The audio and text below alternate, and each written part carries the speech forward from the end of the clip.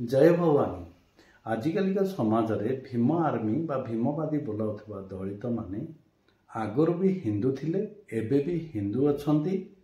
हिंदू देवादेवी समस्त परंपरा और पर्वपर्वाणी को सेमाने मानुछंती, किंतु एबे केवल हिंदू देवादेवी बदल रे सेमाने डॉक्टर आंबेडकर को निजर इष्ट भाव ग्रहण करछंती।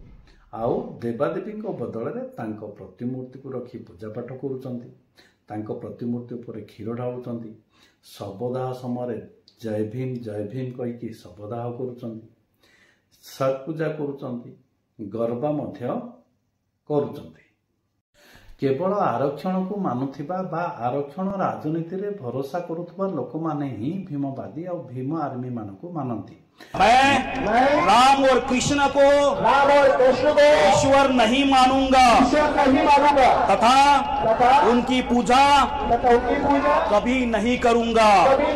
नहले देशर समस्त दलित हिंदू धर्म को ही मानी थांती।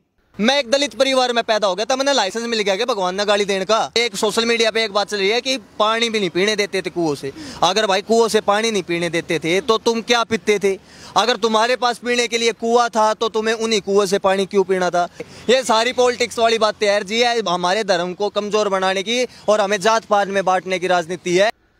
समयर परिवर्तन सहित समाजर मध्य परिवर्तन होता है। एबे समाज रे जाति किंबा छुआ अछुआ जमा भी नहीं। जो माने निजको दलित बोली कहउछंती सेमाने भी उच्च पाह्यार ऑफिसर।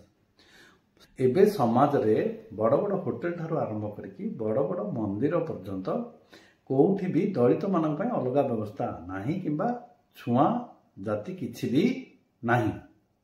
एबे गोटिए वर्गर लोक भीमवादी बा भीम आर्मी नारे हिंदू धर्मरू निजको अलग करने चेष्टा करुछंती। एटा एक राजनैतिक षड़यंत्र। यह बुझिबा हम किसी को न मानते, हम न मानते किसी को भी, हम किसी भगवान को नहीं मानते। हम एक माता पिता को मानते हैं और एक हमारे बाबा साहब को मानते हैं, जिन्होंने हमारे लिए बहुत कुछ दिया, जीवन दान दिया। और हम आज उन्हीं के लिए भाई, ये मेरे को नहीं लगता ये जो है मतलब बाबा साहब के वो है। आराम से कोई दिक्कत नहीं, आराम से। जेतेबेले डॉक्टर भीमराव आंबेडकर देशर पछुआ वर्ग पाई लड़ीथिले सेतेबेले ताहा आवश्यकता थिला। वर्तमान समय रे यार आवश्यकता और समाज रे दरकार पड़ू नाही। एबे भीमवादी माने जो राजनेता कथारे पड़ी जाति जाति रे निजको बांटुछंती, सेही राजनेता माने ही दिने तांकर सबु अधिकार छड़ाई नेबे, एहा से माने चिंता करिबा कथा। पछुआ वर्ग अछंती बोली आरक्षण अछि, आरक्षण अछि बोली भीमवादी और भीम आर्मी माने अछंती। जेतेबेले आउ पछुआ वर्ग बोली किए रहिबे नाही, सेतेबेले आरक्षण आउ रहिबो नाही।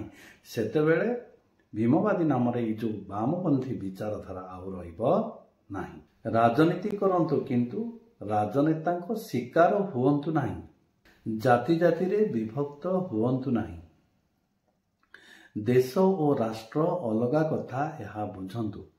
देश को सरकार चलाई थाए, राष्ट्र समाज कारण चली थाए। धर्म और संप्रदाय कौन यह बुझंतु। संप्रदाय को जड़े तैयारी करि थाए, एहार शेष निश्चित रूपे थाए। धर्म को किए तैयारी करि न थाए, यह अनादि कालरू अछि और अनंत काल पर्यंत रहिबो। यह बुझिबा निहाती दरकार। वीडियोटी को पूरा देखंतु, चैनल को सब्सक्राइब करंतु, शेयर करंतु और लाइक भी करंतु।